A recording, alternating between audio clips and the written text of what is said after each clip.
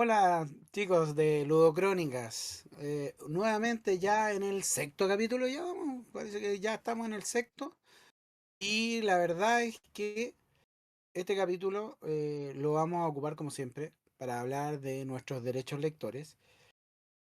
Acompañado de Ludocrónica que no solamente tiene como ocupación ver este mundo de gente que goza, ¿no es cierto?, de los juegos, goza del mundo freak, sino que también nos dedicamos un poco a la buena lectura, a la lectura para todos. Y, y en este caso, bien especial, yo les quería decir que, así como hemos tenido entrevistas en programas pasados, esta vez también, no es la excepción, y traemos una autora que tenemos el gusto de tenerla con nosotros, porque tiene esta cuota que nos faltaba. Habíamos tenido otro tipo de lecturas y ahora nos vamos con el- la fantasía oscura. Algo que está siempre renovándose y haciendo que nos volvamos a reencantar. Y sin mayor dilación, quiero presentarles a Liz y quiero que ella misma nos cuente cómo ha sido su experiencia. Así que, pucha, un gustazo. Y por favor, Liz, cuéntanos un poquito quién eres y cómo va tu proceso creativo. Hola, muchas gracias por el espacio que están abriendo en Ludocrónicas. Es súper lindo que le den el espacio a la literatura, algo que está pegando cada vez más fuerte en el país. Antes no era tanto, pero ahora sí bastante. Bueno, yo soy Liz Gabriel, soy escritora profesional, también doy clases de literatura y de teatro terapéutico para niños. Trabajo también en dos revistas digitales haciendo columna de críticas y he estado en varias convocatorias de cuentos a nivel internacional. Y eso. O sea, claro, todo el mundo lo dice así como, esto que te dije en 30 segundos, pero es harto trabajo, po, harto trabajo tener ese tipo de lecturas. Y yo creo que un poco, hemos venido un poquito recorriendo con otros autores, y a mí lo que me llama poderosamente la atención, porque hemos trabajado con gente, incluso la vez pasada con una persona de México, y cómo en el fondo leer y escribir son procesos súper cercanos, y en tu caso, bueno, añadimos el tema de la crítica, que de repente nos pone en una situación de repente media compleja, en algunos casos media esquizo, que pasamos en el fondo de tomar en consideración lo que el autor de repente pretende decir, lo que finalmente llega al lector. Entonces, a mí me gustaría que me explicaran un poquito cómo se dan esos dos mundos, cómo se articulan. Bueno, para empezar, la lectura y la escritura no siempre van de la mano. O sea, hay muchos lectores que no escriben y muchos escritores incluso que no leen. Así que no va necesariamente de la mano, pero lo ideal es que fuera así porque ambos se retroalimentan entre sí. La lectura nutre la escritura y la escritura, por supuesto, llama a la lectura. Bueno, el tema de las columnas de críticas comenzó, porque en realidad yo soy novelista, yo escribo novelas, pero las columnas de críticas nacieron más como un intento de desahogo de la vida, porque soy criticona, porque me gusta quejarme y no todos los espacios están como preparados para la queja y para la crítica. Entonces, como a mí me gusta el mundo literario y trato de hacerlo carrera, o sea, trato de trabajar dentro de la literatura en lo mayor posible, entonces me abrió un espacio con lo que uno tiene y lo que tiene a la mano, que son las redes sociales. Entonces ahí cuando me vieron y leyeron mis críticas, que son bastante afiladas y ácidas, entonces les gustó mi trabajo y me invitaron a trabajar en estas revistas, no simultáneamente, sino que en tiempos separados. Y me lo he tomado, en efecto, como un espacio de verdad para poder reclamar, para poder ser la vieja reclamona, pero hacerlo con un toque bien poetizo y llegar al público. Y han sido súper bien recibidas, la verdad. Mira qué interesante lo que tú decís, pero yo creo que eso es un poco idiosincrático también. Quizás me equivoco, pero yo tiendo a ver que quizás por una cuestión de ego no estamos acostumbrados y lo importante que es que alguien nos critique y nos diga, mira, si realmente pretendías ir por este lado, parece que no está yendo muy por ahí. O que nos digan de plano, ¿sabes qué? Eh, le falta esto, le falta lo otro. Porque yo creo que el proceso al final de, de escribir, de construirse, necesita una mirada desde fuera, po. Entonces, yo creo que a ti, por el otro lado, por el lado de escritura, también quizás te han servido algunas opiniones o algunas críticas de algunas otras personas y igual me gustaría que nos compartieras esa experiencia. Parte del proceso creativo de un escritor es tener segundas opiniones, es tener opiniones en realidad. Es muy difícil que un escritor se dedique solo a escribir sin que nadie haya metido como mano entre medio. Todos tenemos lectores beta, desde las creaciones propias hasta las públicas, pero todos tenemos lectores beta de alguna forma. Y si no hay lectores betas que revisen el producto como sin publicar, están los editores que trabajan directamente con el contenido que uno está haciendo y pasa por ese proceso de revisión, de corrección, antes de ser publicado. O sea, es muy raro y se considera incluso un poco profesional que un escrito que sea público salga a la luz sin haber pasado antes por un filtro. Porque en efecto también esos son los roles profesionales que se cumplen dentro de la literatura. Hay editores, hay correctores, hay diagramadores, hay ilustradores. Es todo un proceso para poder publicar cualquier cosa. Incluso mis columnas de crítica no están absueltas de eso. O sea, también pasan, la revista tiene los editores que revisan ortografía, redacción, estructura. Incluso me pasó también una vez que hice una crítica que era demasiado agresiva. Y cuando pasó por la corrección, o sea, por la revisión de edición, se me hizo la sugerencia de que tenía que sustituir algunas palabras que podrían ser un poco ofensivas, ampliando público. Y por supuesto, siempre abierta a ello porque es imposible que no nos vayamos a equivocar o que estemos en la razón al 100%. Para eso son los equipos de trabajo.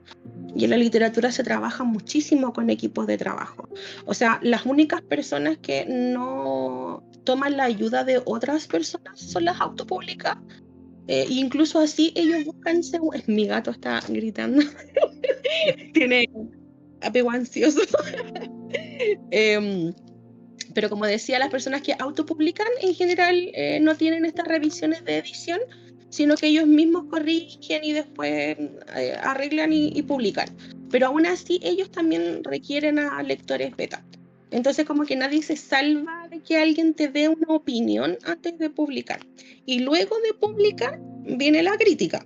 Críticas que a veces no son tan amables o que nosotros esperamos que todo lo que uno hace es como pensando que va a ser una obra de arte, que es la luz del mundo, que es impresionante, que nadie más lo ha leído, pero en verdad somos como un granito de arena más en la gran playa. Y las críticas llegan y hacen comparaciones y hay egos literarios que son sumamente grandes, que no están como aptos como para recibir ese tipo de críticas. Yo me las tomo de otra forma, me las tomo como una oportunidad de crecimiento, una oportunidad de corrección, de mejorar estilo, de encontrar mi propia voz, de encontrar mi propia pluma, o al menos ese ha sido mi proceso al respecto. Y mira, yo en realidad como hemos tenido otra gente, y tú también bueno, mencionas un tema que, que en algún momento fue bien controversial, que es el tema de la autopublicación y en el fondo, de esto de prescindir un poco del proceso de edición completo, de la corrección de estilo, ya desde la diagramación, la estructuración, en fin. un sinnúmero de cosas donde participan muchísimos profesionales y que bueno, tienen sus costos asociados también, no vamos a decir que no. Pero que en el fondo entra dentro de lo que tú planteaste de alguna manera, que es este tema de la profesionalización, ¿sí? No digo que lo otro vaya a ser menor o mayor. Un texto autopublicado a lo mejor cuenta con un escritor fantástico que tiene una facilidad increíble, pero que probablemente tiene unas escuchas que a lo mejor no tienen el apoyo de un profesional como un corrector de estilo, o que en tema de diagramación no son tan potentes. O sea, más allá de un programa que de repente te ayude o no te ayude, hay otras elecciones. Lo mismo como lo que decís tú, hay apoyo a imágenes y otras cosas muy, bueno, dependiendo del tipo de texto, pero en las novelas se nota mucho más. Se nota mucho más esa injerencia que tienen los otros profesionales, y por supuesto que la persona que está un poquito más abierta de pensar y de como aceptar, reciben bien los consejos. Lamentablemente, como en todo, eh, nos cuesta de repente modificar, no solo porque creamos que en realidad estamos escribiendo algo que está listo como valor no hace mucho rato, sino que también porque ahí se nos va un proceso de como un hijo, ¿no? Por decirlo de alguna manera, ¿no? Y queremos que sea nuestra pinta la crianza. Pero también es cierto, y en eso me gustaría que tú me dijeras cómo ha ido progresando la forma de escribir tuyo, desde el género que más cultivas hasta eh, cómo es tu proceso creativo, porque hay mucha gente muy distinta. Hay gente que escribe con música, hay otra gente que se instala en una pieza vacía, otra que se va al sur del mundo para poder escribir. Cuéntame un poquito de eso. Sí. Antes de contarte sobre mis procesos creativos, me gustaría agregar sobre lo mismo que estabas comentando. Ujú. Em, Hoy en día, no sé antes, porque yo llevaré, no sé, unos años, unos 8 años, quizá o 10 años en este mundo, pero antes de eso Ajá. no sé cómo habrá sido, pero al menos desde ese tiempo ahora, estoy redundando mucho, cualquier persona abre una editorial. Quiero ser súper clara con eso, que cualquier persona que tenga las lucas suficientes y alguien que la ayude puede abrir una editorial. No necesariamente tiene que ser un profesional de las letras, un licenciado, no tiene que ser, puede ser una persona cualquiera común, que incluso se haga llamar editor y que... ¿A qué voy con todo esto? Que es bien como fuerte lo que estoy diciendo, pero ¿a qué voy con todo esto? Es que el pagarle a un editor o el estar en una editorial no asegura que tu obra sea corregida con el profesionalismo que uno espera. Pese a que estamos pagando millones, porque no hablamos de cientos de lucas, hablamos de millones de pesos, no me asegura que el producto final vaya a ser realmente profesional como uno esperaría que lo haga por medio de una institución o de un lugar grande como es una editorial. Y esto lo digo con harta responsabilidad porque no hace mucho, no hace unos días atrás leí una novela que la autora orgullosamente dijo, no, a mí me dijeron en mi editorial que casi no necesitó correcciones de lo bien que estaba. Y yo cuando lo leí me di varias puñaladas, me corté varias venas y quedé impactrueno, porque de verdad que la deficiencia de la persona que hizo la corrección, yo tengo dos teorías, o le dio flojera hacer la pega o no sabe dónde está parada. Porque incluso yo, sin ser titulada de nada, ni universitaria de nada que tenga que ver con letras, podría haberlo corregido de una forma un poco más respetuosa, ni siquiera decente. Así que Mm. eso sería como mi comentario un poco al respecto, que igual es duro, pero me hago bien responsable de ello. Sí, porque es rarísimo, igual, o sea, viéndolos sin tener la experiencia mucho, y sabemos que hay gente que nos puede escuchar y que puede estar interesada en hacer libros con autopublicación o yendo a una editorial chiquitita, una más grande, hay que tener mucho cuidado. Porque eso que te digan, no, esto está maravilloso, usted, Shakespeare, Cervantes y usted, es como complejo que ocurra. Es muy raro Qué que alguien te diga ridículo. algo así. Es que Sí, no, no, no no, es no tiene posible. sentido. O sea, las posibilidades de que, oye, es como muy sueños este comentario, pero a mí me encanta ser muy realista y aterrizar a las personas porque soñar es gratis y es demasiado fácil.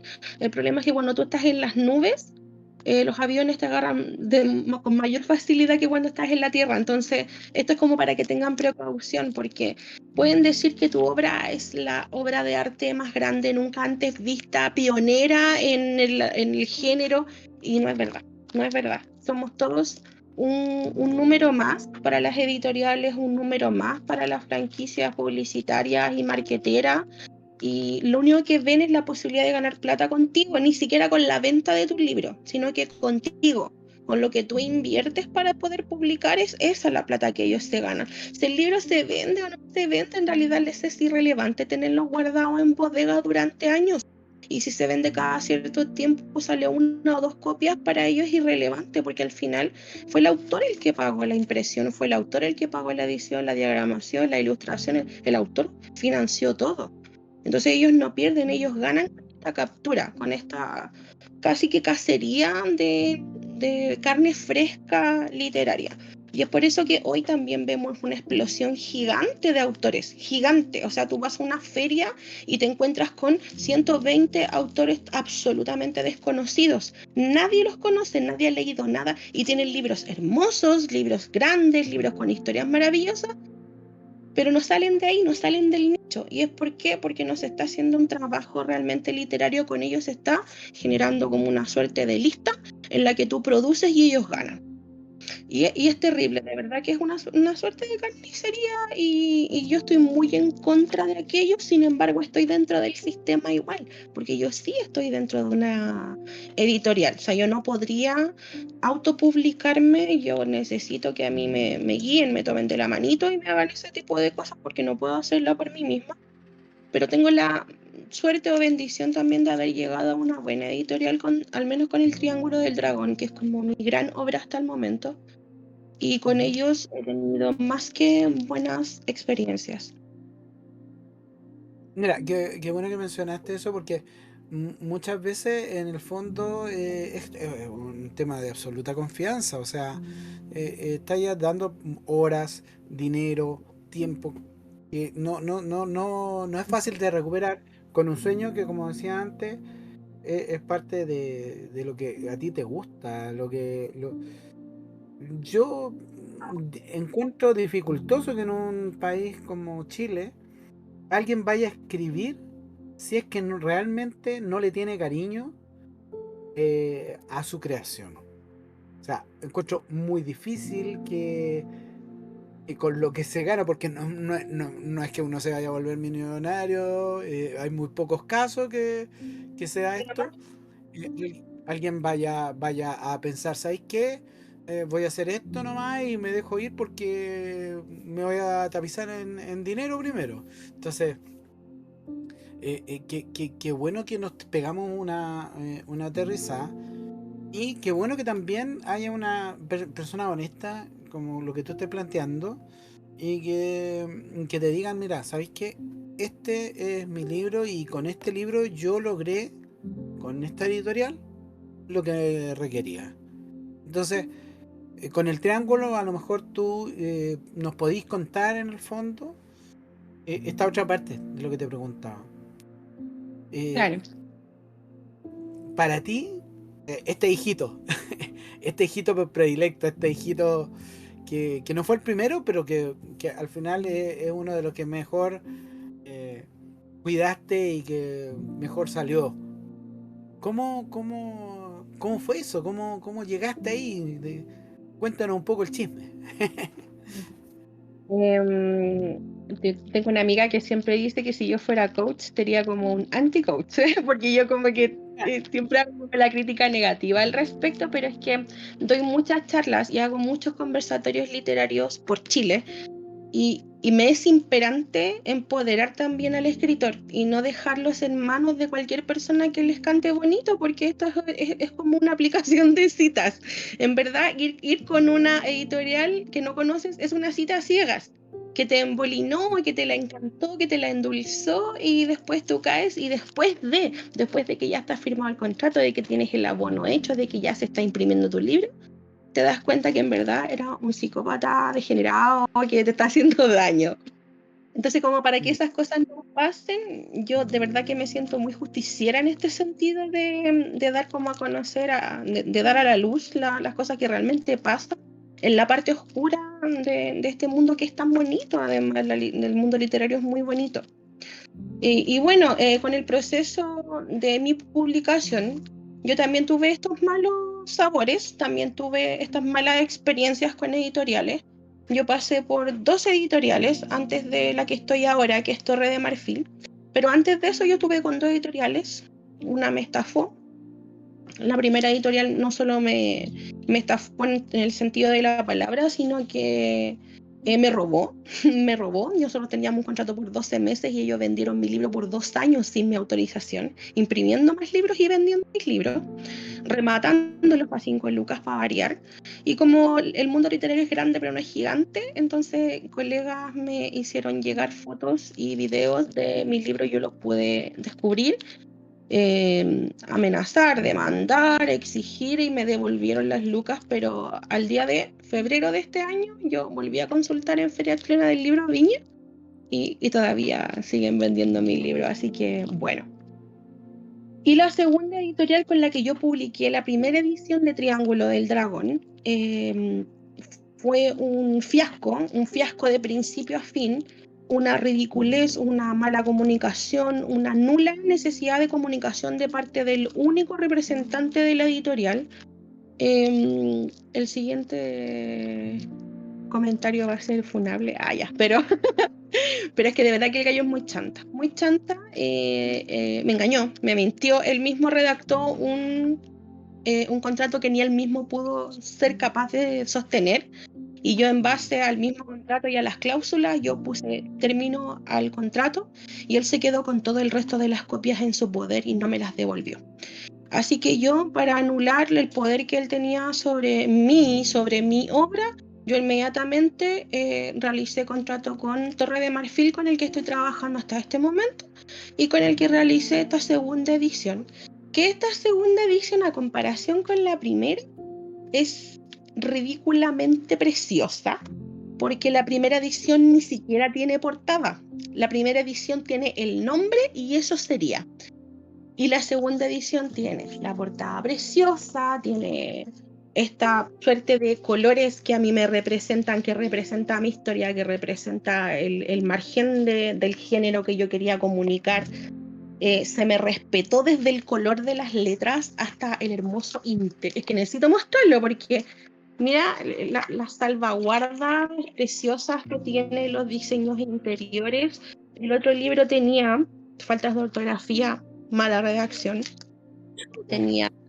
le faltaban títulos de capítulo, le faltaban un montón de cosas que eran vergonzosas y que los comentarios me llegaron de los lectores. Yo me sentí muy avergonzada al respecto porque yo no pagué 200 pesos para imprimir ese libro. Pagué bastante más dinero que ese. Y sin embargo, esta experiencia ahora ha arrasado tanto con esas malas experiencias que ahora las cuento como sin ningún nudo en la garganta y sin ningún problema, porque Torre de Marfil me respetó todo, todo, no solamente la transparencia del contrato, las múltiples reuniones que tuvimos, la apertura a negociar, el que me preguntaran todo, si a este punto me gustaba aquí o si quería que lo sacara. Lo encontré tremendamente respetuoso. Valentina, que es la editora en jefe de Torres de Marfil, ella es una galla súper aperra. Ella de verdad que apuesta por ti y lo da todo.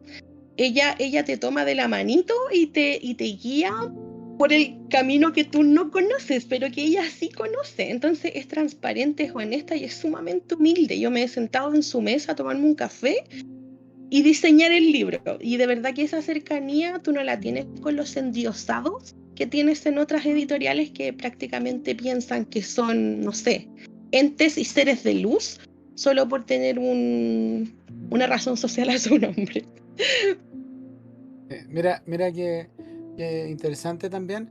Mira, nosotros, no sé si Rorro en un ratito nos puede mostrar la portada, porque ese proceso de no solo el contenido, ¿ya lo estamos viendo?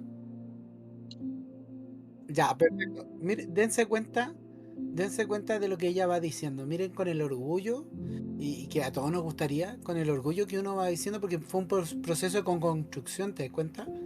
No es una cuestión de que se le ocurrió al editor porque él es más choro y tiene más experiencia, sino que respetaron, eh, tuvieron respeto al creativo, po. Entonces, la vez pasada, por ejemplo, unas veces pasadas, hablamos también, y vemos la certeza con que llega un escritor cuando desde la portada se respeta el concepto central creativo de tu obra. Entonces, cuando tú ves que los colores te interpretan, cuando las imágenes dicen lo que tú quieres que diga, desde el género hasta del contenido, ¿cachai? Claro, exactamente. Eso, eso es crucial. Miren, por favor esa portada. Y yo creo que un poco, y cuando lo vi, me pasó eso con la segunda edición, me pasa que lo conversábamos un poco con Liz antes. Yo había leído por ahí que era un género. Y resulta que yo le decía, no me cuadra que sea eso. Y ahora que cuando conversamos me dije, no, pues esto es fantasía oscura. Ah, ¿te das cuenta? Fantasía oscura, obviamente, miren por favor los colores empleados. Y miren por favor la imagen de la mujer ahí. O sea, esta no es una mujer, una pobre mujercita. No, ¿Entiendes? Ahí se nota la fuerza, y asumiendo eso mismo, eh, tú me decís más encima que te sentaste con ella y le dijiste, mira, yo lo quiero así, ya está. O sea, es parte absolutamente. o sea, te Ella tiene. fue sumamente respetuosa en cuanto a todos mis deseos, pero también fue muy buena guiándome en aquello que yo tenía en la cabeza, pero que en realidad no tenía tanta forma. Y eso yo lo agradezco un montón, porque de verdad, bueno, Mabel Barnes, que es una gran escritora de terror chilena, ella es mi editora, ella fue la que corrigió el estilo de mi libro y todo lo que tenían que hacer. Y Valentina fue la que diagramó, diseñó, y una amiga que me diseñó la portada, que yo le di la idea y ella me la ilustró, que sale así como ¿cómo se dice? En los créditos sale el nombre de Ujú. ella. Pero fue un trabajo en conjunto demasiado bonito. Y esto transcurrió en muy poco tiempo, además, porque, bueno, la historia es que Mabel Barnes, la escritora de terror chilena, ella está trabajando en este momento en otra obra mía, que es un thriller psicológico que va a salir el próximo año. Y ese fue mi primer acercamiento con la editorial. Yo les mandé esa obra, ellas la eligieron, me hicieron un presupuesto, hicimos el contrato, hicimos negociaciones, bla, bla, bla, y se empezó a trabajar en mi obra. Pero como yo tenía este tremendo enredo con esa otra editorial rechantísima que me estaba como estafando, entonces Valentina me dijo, mira, tú ya estás con nosotros, tú ya eres parte de nuestra familia, yo te doy la oportunidad de que hagas una segunda edición de Triángulo del Dragón mientras está saliendo tu otra obra. Y así fue como sacamos la segunda edición, o sea, ni siquiera yo tenía presupuestado hacer esto con ella. Esta fue una apuesta que ella hizo por mí. Ella hizo un voto de confianza conmigo haciendo esta segunda edición de una novela que, además, seamos honestos, ya se estaba reseñando harto, ya se estaba vendiendo harto. Yo he vendido más de 200 copias de Triángulo del Dragón en menos de un año. Y como ya se estaba moviendo y tenía harta cercanía, yo soy removida también en el mundo literario. Yo viajo a ciudades y doy charlas y hago conversatorio y estoy presente. Entonces Valentina en el fondo también vio todo eso y dijo, pucha, sí, ¿sabes qué? Apostemos por Liz y saquemos esta segunda edición. Entonces, esto ya es más que una buena experiencia, ¿cachai? Es como generar un vínculo, es hacer un lazo súper bonito que además ha sido como de la nada, de la plena confianza, y que no tiene nada que ver con el proyecto que viene el próximo año además, es muy fortuito. Pero ¿sabes qué? Mira, eso también habla muy bien. Cuando hay una generación de confianza desde el principio, yo tenía un profe que era de marketing, no necesariamente literatura, pero un profe de marketing que nos decía que habían básicamente tres procesos por los cuales tú podías en el fondo hacer asequible una idea de negocio y de producción creativa. Y es, primero tiene que existir la confianza, segundo tiene que existir una necesidad y tercero tiene que haber una urgencia. Y yo creo que o sea, lo que tú me estás diciendo es algo que también, también se refleja ahí.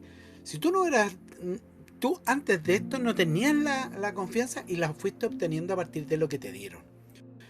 La necesidad estaba, ese a que esto que estamos hablando se dio, ¿sí? Pero estaba la necesidad. La necesidad era mejorar un producto que ya era bueno para hacerlo mejor. O sea, la necesidad estaba. ¿No?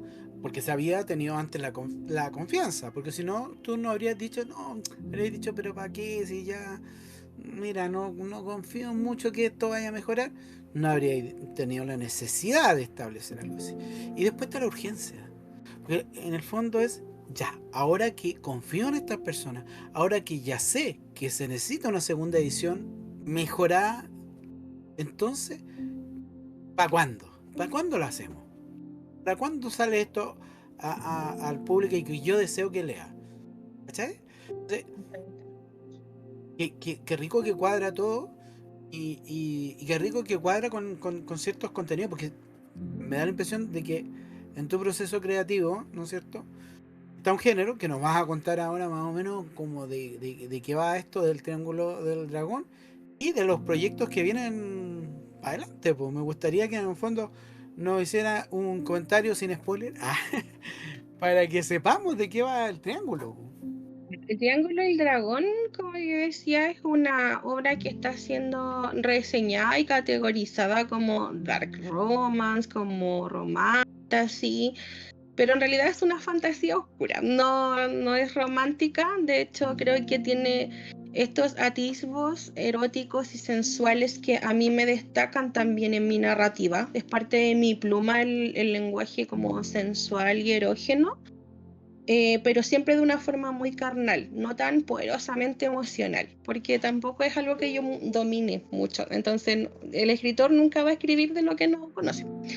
Es una fantasía oscura, se trata de, la protagonista se llama Agatha y ella es chilena con mapuche, chilena mapuche, que es mestiza, su papá es americano. Entonces ella viaja a Estados Unidos, a San Francisco, California, a estudiar allá y allá se conoce a Evan, que es este hombre enigmático, misterioso, apático, se nota que es como de aquellos que todos evitan, pero ella siente un magnetismo como grande con él y es todo un mundo mitológico que yo creé a partir del Triángulo de las Bermudas y del Triángulo del Dragón, que son dos mitologías conocidas, ciertas, yo las mezclé y generé esta raza con su propio lenguaje, con su propia, no sé, leyes, márgenes, virtudes, y ella se ve introducida en esta nueva, en este nuevo mundo, pero permaneciendo con sus raíces mapuches. Ella tiene una generativa muy mística que viene de parte de su abuela, ella es machi, entonces ella tiene cierta capacidad mística y mágica que se devela durante el libro, de hecho en las primeras páginas, así como que no es tan secreto, sino que involucro rápidamente al lector en esto. Y lo que destaca mucho de mi forma de escribir es que yo no hago personajes femeninos débiles. Todas mis mujeres, mis personajes femeninos son empoderados, luchadores, se defienden a sí mismos, no necesitan que vengan a salvarlas, ellas pueden ser salvadas son autosuficientes, son resilientes, tienen inteligencia emocional. Es algo que a mí me destaca. Yo no puedo escribir doncellas en peligro. Yo escribo mujeres totalmente autosuficientes que se complementan con otras personas y que trabajan en equipo, que generan vínculos, pero que no necesitan en el fondo de nadie. Y eso se ve muy reflejado acá, porque Agatha, pese a ser una mujer que tiene su físico en Estados Unidos, pero su corazón en Chile y anhela mucho Chile, ella nunca deja de tener fuerza y de seguir adelante, es muy resiliente. Mira, yo también lo conversaba yo cuando veo las contraportadas, ojalá, y eso ya lo dije en otro programa, el mejor que un lector súper empoderado dice exactamente cómo tiene que venderse su libro. Y no venderse en términos como eh, más comerciales de estos que vienen en la bajada de los libros, donde te dicen, no, este es un libro impactante, sino que es como, ya, en, no sé, muy poco tiempo tú resumiste algo que te deja con el picor para decir, ok, a mí me gusta este tipo de historias. Yo me voy a vincular con este tipo de experiencia. Entonces, cuando tú nos hablas de mujer empoderada, se dista un poquito de lo que estamos acostumbrados a ver más tradicionalmente. Eso ha ido cambiando poco a poco, pero en general tendemos a ver, y puedo equivocarme aquí, tú corrígeme porque tenés más experiencia en este mundo que yo, que se encuadran en dos tipos de cosas. ¿Sí? Parejas donde uno es como el cojea y el otro es el que le da el apoyo. O sea, y otras donde hay un clásico cliché enemies to lover. Sí, absolutamente. Y de hecho yo estoy como alérgica ya a todo ese tipo de narrativas que se están vendiendo como pan caliente hace ya una década, y es como enemies to lovers, porque les encanta que se agarren de la mecha los protagonistas y después se amen. O este dark romance, que es como esta persona muy mala, que hace cosas muy malas, que te trata pésimo, pero tú estás perdidamente enamorada de él porque no, sabes que yo estoy apestadísima con ese tipo de plumas y no consumo ese tipo de literatura, ni la veo, ni la veo ni la leo. Así que no estoy cómoda. Sería muy, no sé cómo se dice, como ridículo para mí escribir algo en lo que de hecho estoy en contra. No es coherente conmigo, no es consecuente conmigo. Esta es una fantasía oscura, pero es una fantasía oscura porque aquí no hay hadas madrinas, ni Tinkerbells, ni nada de esas cosas como linditas que hay en un bosque encantado. Acá hay personas que son torturadas, hay sangre, hay vejaciones, hay crudeza humana y hay crudeza mística. Aquí se habla de la decadencia de los seres y qué hace una persona con un poco de poder. Entonces, en efecto, es una fantasía oscura. Como yo te decía, mi narrativa es muy sensual y es muy erótica, pero no es pornográfica, que eso también es Ujú. un cliché que se está vendiendo súper fuerte, a lo cual yo ya he hecho varias columnas de crítica, porque tampoco estoy de acuerdo mucho con la pornografía como literaria, porque sí, todos la hemos consumido en algún momento y en el público femenino incluso es más frecuente que en el masculino, pero a mí no me alimenta, no me produce las sensaciones, no me estimula cerebralmente como es la sensualidad y el erotismo propiamente tal. Yo necesito como mostrar la pierna, pero no sacarme la falda, ¿cachai? Yo necesito como un poco de eso, dejarle un poco de, darle la pega al lector. Haz que sus neuronas de verdad hagan sinapsis con estas herramientas que yo le estoy entregando, más no dale todo. Y en el fondo vivimos en una era que es muy instantánea. Entonces, yo no quiero que mis libros sean un video de TikTok. Quiero que sean una enciclopedia más compleja de poder descifrar y que de verdad eso pueda estimular de otra forma. Por lo que en mi libro sí hay spicy, pero es una escena, y es una escena bastante explícita, pero siempre dentro de la narrativa oscura, poética, metafórica, y no es porno literario. Así que a mí me dejó muy satisfecha, y quiero ser enfática también en contar que este libro yo lo escribí cuando tenía 18 años. O sea, hace 20 años atrás. Yo tengo 38 años, así que yo lo escribí cuando tenía 18 años este libro. Por supuesto, con el tiempo, de ahí a que yo lo publiqué, hubieron correcciones, hubieron algunos cambios, pero muy pocos, porque yo no quise perder como la esencia de la Liz que tenía 18 años cuando lo escribió. Entonces mi pluma ha cambiado también mucho con los años, ha madurado, ha crecido, y por ende, si después, bueno, cuando se publique la novela que viene y la lean, se van a dar cuenta que hay una diferencia gigante entre ellas. O sea, pasamos de una fantasía oscura a un thriller psicológico. Es harta la diferencia. Pero en efecto, la etapa en la que yo estaba cuando escribí Triángulo del Dragón es esa, y yo respeté ese proceso. Más lo que yo escribo ahora está en esta etapa, así que es un poco distinto. Pero mi estilo y mi pluma no ha cambiado. O sea, yo sigo tomando esta narrativa oscura, esta narrativa sensual, y esa ya es como mi estampilla. Yo ya no soy conocida ya por ese tipo de narrativa. Mira, es súper significativo lo que tú dices porque eh, actores que tienen leitmotiv, tienen un motivo central y van para adelante con él. Obviamente, a través de los años hay ciertas cosas que van a ir cambiando. Y esto de los personajes poderosos tampoco era tan común hace, no sé, 20 años. Entonces, No lo es, absolutamente.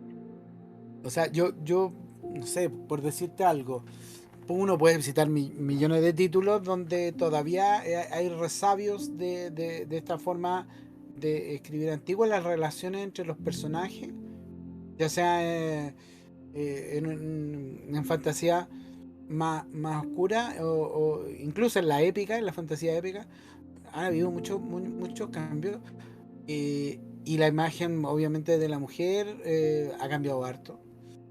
Y qué bueno saber que siempre hay esto y que sea una constante en la escritura. Que no sea una cosa de, oh, mira, por aquí pasó la moda, entonces voy a hacerlo de esta forma. ¿Ah? Yo, por ejemplo, tuve la experiencia de leer hace como un año y algo Alas de Hierro, no sé si la viste. Bueno, Alas de Hierro, a ver, no quiero ser despiadado para la gente que le ha gustado mucho, pero a mí personalmente Alas de Hierro me pareció que tenía mucho más provecho que sacar si es que no se hubiera dado esa lógica de este malo malote que al final no es tan malo malote, pero en el fondo, pues, claro, porque eso es un malo malote en mantequilla que derrite a la personaje que es súper poderosa porque en algún momento está llena de efectos pero logra los propósitos, pero igual se muere por el malo malote. O sea, tiene sus bemoles, por supuesto que no es el cuento de la princesa salvada, pero tampoco está tan distante de lo que vimos en principio, de la mujer en peligro y la damisela. eh, en el fondo, para creerse completa, tiene que recurrir a un personaje X. Pues, yo en general no leo nada que esté de moda. Así que como, ay, el libro del momento, no lo he leído. No lo he leído y probablemente no lo vaya a leer. Porque yo leo lo que quiero, ¿cachai? No leo lo que los demás me ponen que lean, tampoco me dejo influenciar por nada. Entonces, Alas de Hierro lo ubico, por supuesto. Yo creo que no hay nadie que no lo ubique, no lo he leído y honestamente no creo que lo vaya a leer. Porque sí se da fuerte como esta necesidad de salir de lo común, y los escritores tienen esta tendencia a que necesitan buscar que en sus personajes haya algo que nadie más ha leído, y Mm. posteriormente terminan cayendo en lo mismo. Y pasa eso con el personaje como masculino, femenino, heteronormado, porque hay que decirlo, está muy heteronormado esto, que es como hombre poderoso, powerful, super bomba sexy, mujer que tiene mal carácter, que es costumbrista, que es controladora y que en el fondo igual necesita que la amen, que la apoyen y que la guíen. Y por más que accionen cosas distintas, terminan cayendo todos en este estereotipo. Y eso es muy de género. Entonces, no puedo, ¿cachai? Probablemente Triángulo del Dragón también caiga en algo parecido porque tenía 18 años cuando lo escribí. Hablamos de 20 años atrás, la época no daba para más, ¿cachai? Pero muy probablemente el tomo 2, que es el que viene, que yo estoy escribiendo en este momento, sea absolutamente diferente, porque hoy en día tengo más conocimiento, más red de apoyo, más apertura social, más amplitud de mente, más información, que me permita por fin poder desarrollar a los personajes como yo quise desarrollarlo hace 20 años, pero no tenía la capacidad ni cognitiva ni madurativa para poder hacerlo. Me pasa con estas cuestiones que están como full de moda, que caen todos en este tipo de estereotipos y clichés que a mí me dan alergia. Me dan mucha alergia. ¿Cachai? Porque soy feminista, porque soy mamá de hombres, porque soy divorciada, porque soy la oveja negra de la familia. Entonces yo no estoy ni ahí con escribir cosas que hagan pensar que yo soy de otra forma o que soy lo que los demás quieren que sean. Yo, tal como tú me ves, escribo, y cuando uno lee cualquier literatura, tú lees una parte del escritor. El escritor no escribe de lo que no sabe. Por ende, tú lees y también conoces cómo es el escritor a través de sus letras y su historia. Si yo leo constantemente que un gallo escribe que es medio misógino, debo entender que el escritor debe ser medio misógino. O sea, no puede el caballero hablarme de feminismo si es misógino, ¿cachai? Entonces, si yo escribo personajes femeninos fuertes, por ende, tengo que ser fuerte. A lo mejor yo lo soy en la vida real, el lector lo va a poder dilucidar y va a entender cómo, por qué desarrollo un personaje de este tipo. Y eso pasa con la literatura ahora como muy popular del momento, que si yo sigo leyendo y sigo encontrando que están estos clichés heteronormados, ¿cachai? Ay, mijito rico, calugón, pero malote, ¿cachai? Pero que en verdad tenía un corazón de cara. De Entonces azúcar. debo entender que la escritora ha tenido esas experiencias, anhela esas experiencias, busca esas experiencias, o en el fondo es lo que ella sueña con ser. Mm. Bueno, hay un mecanismo ahí psicológico medio proyectivo, que puede ser complejo. Ahora, enlazándolo un poquito con el derecho que tenemos, que vamos revisando programa a programa, me queda dando vuelta, porque alguien que escribe, así como tú dices, alguien en un proceso de escritura muestra parte de sí como persona, refleja más o menos lo que es, eh, en su totalidad, digamos, y toma parte de eso para construir personajes y relaciones. También debe haber, en el caso del proceso de construcción, por ejemplo, de tu próxima novela o del mismo, eh, Triángulo del Dragón, espacios, lugares que te acercan o que te dan el mood, ¿no es cierto? Que te dan eh, esa posibilidad de escribir en forma como a ti te gusta. ¿Cuáles son esos espacios? ¿Cuáles son ese ambiente que te gusta tener? Mira, cuando yo escribí mis primeras dos novelas, fui de esas que fui escribiendo y lo que se me iba ocurriendo en el camino iba saliendo. Pero con los años igual aprendí que es súper difícil encontrar el hilo de eso, porque hay que retroceder mucho, releer mucho para poder encontrar, para que conecte, ¿cachai? Con la idea central, o porque no se me vaya olvidando, ¿cachai? ¿Qué es lo que quería transmitir? Oh, se me olvidó, pucha, es que llevo tanto tiempo escribiendo lo que ahora voy a tener que inventar una nueva. Por ejemplo, mi tercera obra, que es la que se va a publicar el próximo año, es una obra que me demoré 2 años en escribir. Y ese proceso creativo fue largo, fue muy trabajado, fue muy cuidado. más que por evitar errores, yo quería que fuera muy consecuente el libro, porque un thriller no es fácil de escribir. Entonces tenía que concordar el principio con el clímax y después el final. Todo comienzo y cierre tenía que ser muy concordante.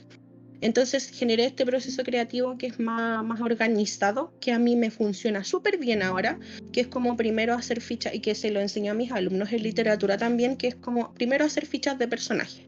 ¿Qué personajes tengo? ¿Cuáles son sus características? ¿Qué tienen? ¿Qué hacen? ¿Qué quieren? Después veo cómo los enlazo entre ellos, a quién emparejo con quién se cruza con quién, y después organizo la idea central. ¿Qué es lo que quiero que pase? Y en base a este núcleo de qué es lo que quiero que pase, desarrollo un principio, un desarrollo, un clímax y un final. Y cuando ya tengo todas estas ideas concluidas, ahí recién empiezo a escribir. Y ya esto es súper organizado por ese lado, pero todo mi proceso de escritura es súper desorganizado. Porque yo escribo cuando quiero, yo no tengo disciplina, yo no digo ya, todos los días desde esta hasta ahora voy a escribir media hora y un capítulo diario, no, rayos, no, de verdad que no. Yo digo, hoy día amanezco con ganas de escribir, listo, voy a escribir. Y ese escribir es agarrar el computador, sentarme en la cama, acostada, media acostada, de lado, ponerme en la mesa, servirme un café, fumarme un tabaco, responder WhatsApp entre medio, ver cada 5 minutos cierta cosa, porque yo tengo TDAH intencional, entonces necesito ser multifocal, necesito como el multitasking para poder organizar bien mis ideas. Y la magia del TDAH es que vienen los hiperfocos. Y los hiperfocos son, pero explosivos. Son una cosa impresionante. El año pasado terminé de escribir El Valle de las Almas Perdidas, que es el libro que se va a publicar. Lo terminé en 2 meses, porque estaba con hiperfoco. Fue impresionante como... No, es que llevaba yo creo que el 50 o 60% del libro y con el hiperfoco lo terminé en 2 meses. Y en efecto el desorden se nota, o sea, se nota cuánto trabajé ordenado y tranquila, a cuánto fue así a 1000 por hora. Pero lo logré organizar después y una vez que terminó el hiperfoco, después me dediqué a corregir nomás y a ordenar. Pero se funciona. Y como todavía estoy en hiperfoco, en febrero escribí una novela entera que está inédita en este momento, no la ha leído nadie, no la ha visto nadie y pretendo meterla a un concurso, así que por eso todavía no la ha visto nadie. Y ya después de eso me calmé, se me bastó, me bajó. Y ahí empecé a escribir la segunda parte de Triángulo del Dragón, que ya llevo de febrero hasta ahora. Llevo todos esos meses trabajando eso y pretendo terminarlo el próximo año, yo creo, a fin de año. No creo que me apure tanto con eso. Pero me lo estoy tomando con calma. Pero esos son mis procesos, son súper locos. Sí, mira, qué bueno que mencionas porque de repente hay gente que tiene esta idea tan extraña. Bueno, no sé, en realidad que no la construimos solo, por supuesto. Que es que, no, que, pucha, que tenéis que tener un espacio así como más o menos que súper especial y te sientas así, un poco menos que tiene que sonar una música ambiental para poder escribir y tenéis que ser una persona súper focalizada, weón, y el arte te viene por no sé. Y tú no estás diciendo, mira, yo no, Creo si que no quiero quiero. escribo, si quiero no escribo. Yo tomo mi ritmo, cuando quiero escribo y bien, y fluye Es que, y ya, y cuando no, es que yo creo que todo aquello que me lo norman ya me deja de gustar. O sea, si yo escribo porque me gusta, porque amo escribir, no me pongan un desafío normativo en el que me lo va a hacer repetitivo, fome, casi una obligación. Le pierdo el amor, ¿cachai? Ya no tengo ganas de escribir.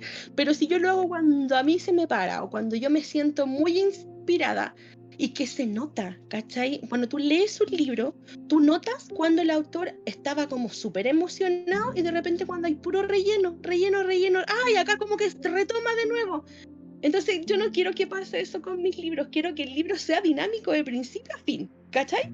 Y que eso se note de tal manera que no quiero. Y cuando leo hago exactamente lo mismo. Hay gente que dice, esto es muy extraño, está como autodisciplina, de decir, no, yo todos los días leo de 9 a 9:20 al menos 10 líneas y todos los días, porque yo a veces leo un libro en un día o a veces no leo en semanas, pero es que leo cuando quiero, leo cuando a mí me nace leer y lo disfruto cada vez que lo hago porque lo hago cuando tengo ganas de hacerlo. Entonces no me lo normen, no me lo disciplinen porque inmediatamente un alma rebelde le va a dejar de gustar. Sí, ahora, yo te digo, eso como te decía, tiene que ver con lo que decimos de este derecho que hemos estado revisando todo este tiempo. ¿Por qué? Porque una de las cosas es que esas imágenes que nos hacemos de cómo tenemos que escribir, dónde tenemos que escribir, eh, ¿para qué? ¿Me entendí? O Para sea, demostrarla. ¿A quién le vamos a demostrar qué? es que por ejemplo, tú, no sé, po, son imágenes, muchas son muchas caricaturas.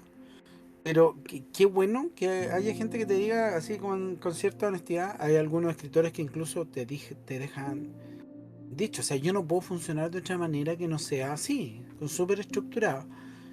Pero la estructura a veces no tiene que ver, ¿no es cierto? Es perfectamente posible porque es parte de un proceso creativo y cada proceso creativo es único. Y, y en ese sentido también está esta libertad del derecho que revisamos hoy día. Y es derecho, ¿cierto? A leer donde se me plazca y a escribir donde se me plazca. Claro Porque que sí. eso, porque entramos en nuestra zona de confort. Y después cuando queremos salir, en el fondo, también tenemos que salir con las nuestras. Dentro y fuera de nuestros márgenes, tenemos que salir. Lo otro que me llamó la atención de algo que dijiste, algo que mucha gente, porque tengo la experiencia cercana, talentosísimo para mi modo de escribir, ellos no se lo creen tanto, muy talentosos para escribir, pero creen que hay ciertas condiciones que tiene que tener una persona para poder escribir. Y tú me acabas de decir, no, yo tengo TDAH, pum, no es un problema a mí, pum. Es más, lo aprovecho, lo pongo en función de lo que a mí me sirve y ya está. Entonces, esa libertad, ese grado de libertad es lo que hace la diferencia a poder entender que quien escribe eh, debe tomar su grado de libertad. Creo que en Y, todo y, sentido deberíamos ser así. En todo sentido. O sea, debería ser norma y ley. Amiga, haz lo que quieras. Amigo, haz las weas que quieras. Se me salió un garabato, pero de verdad que haz lo que quieras. Porque no vinimos a este mundo a demostrarle nada a nadie. La única persona a la que yo le tengo que demostrar cosas es a mí misma. Ni a mis hijos, ni a mis amigos, ni a mi, no sé, pareja, a nadie. Yo tengo que demostrarme las cosas a mí misma. Esto igual, es algo que yo he trabajado hace rato, si tampoco es como que hoy la galla un ser de luz que está súper despierta. No, sí, a mí también me ha costado soltar el control, porque esto tiene que ver mucho con el control, con la necesidad de que todo esté en orden, de que todo te dé seguridad. Pero es como, ¿sabéis que nadie va a venir a revisarte la loza si no la lavaste en la noche? No va a venir la policía de la moda a ver si tu traje no combina con los zapatos. Y no va a venir la policía de la literatura a ver si estáis escribiendo o si estáis perdiendo el tiempo viendo TikTok o si no estáis leyendo. Ah, no, es que va a venir la policía de la literatura y le va a decir, no, pues señora, usted tiene que leer en este momento porque si no se hace menos culta y menos intelectual. No, no no va funciona a de venir esa este manera. King a decir, oye, ¿sabes qué? Me parece que tú no te estás tomando en serio eso. No, ¡Chao! y si me lo dice otro escritor o me lo dice otro referente en la literatura, fíjate que me importa 3 hectáreas de pepinillo porque yo no duermo con esa persona, yo no sé quién es esa persona, yo te ubico, eso sería todo.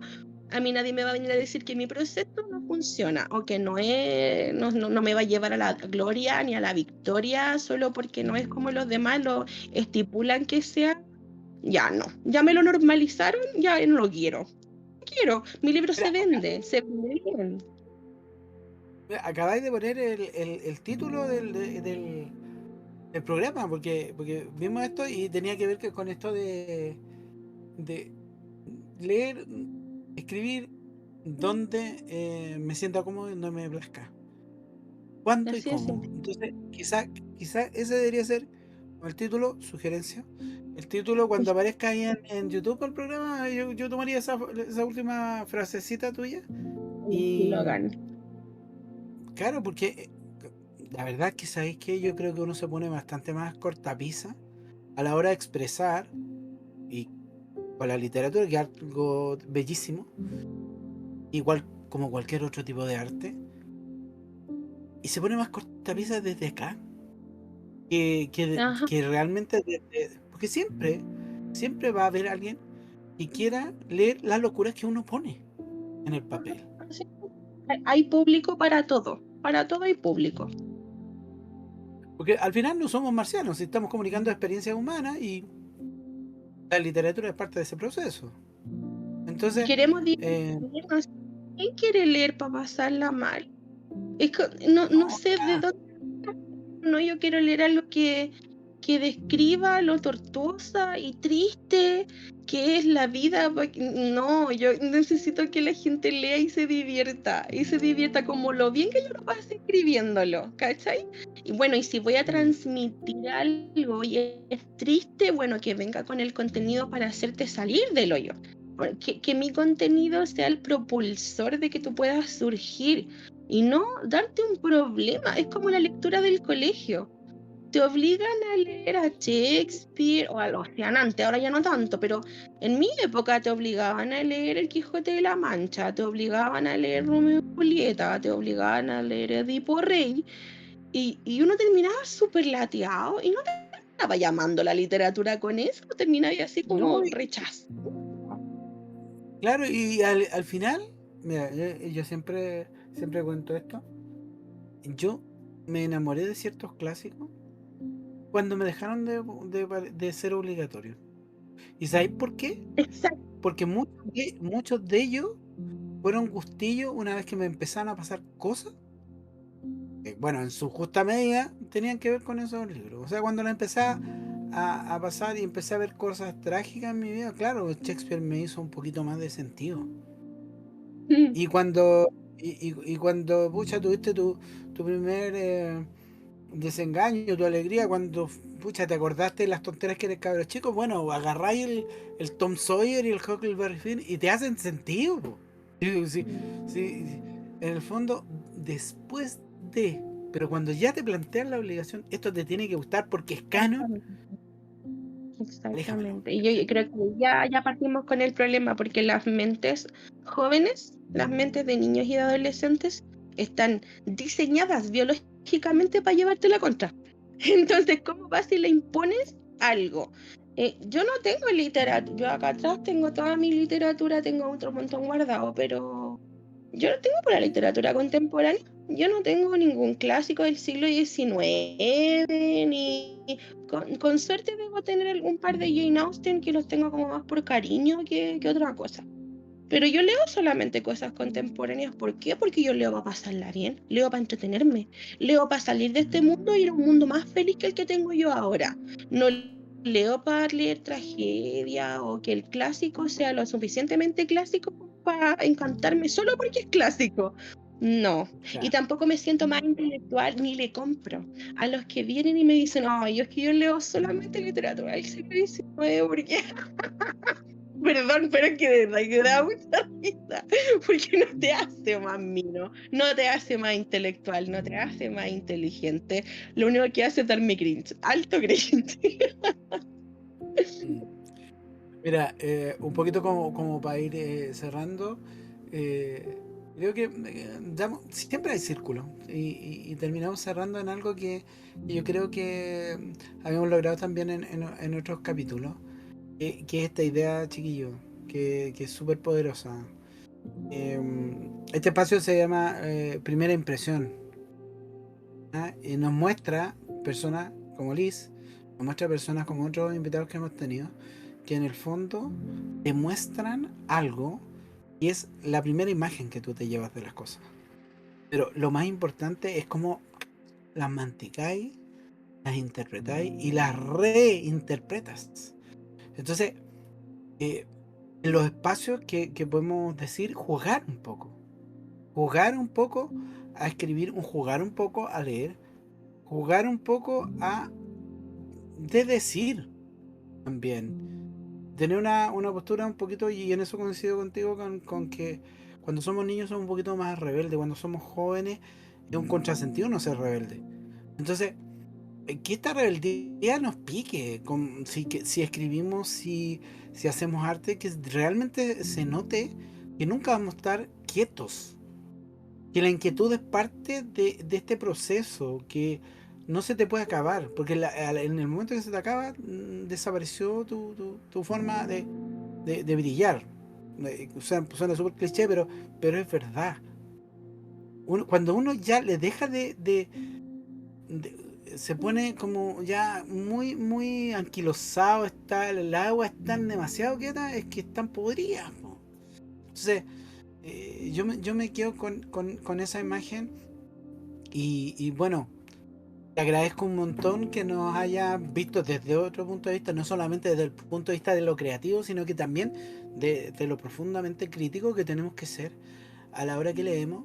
Nos guste lo que nos guste, ojo, nos guste lo que nos guste, porque en gusto, como vimos en programas pasados, nadie te puede decir dónde ni cómo.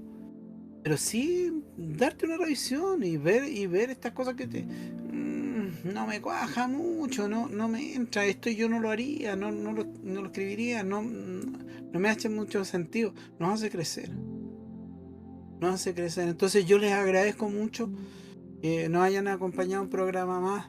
Y bueno, Liz, decirte que, pucha, la próxima vez, cuando ya tengamos el otro libro, pucha, ojalá podamos contar contigo para poder volver a revisar esto que tanto nos gusta, la lectura, los libros, la gente que escribe, los procesos de liberación que significa escribir.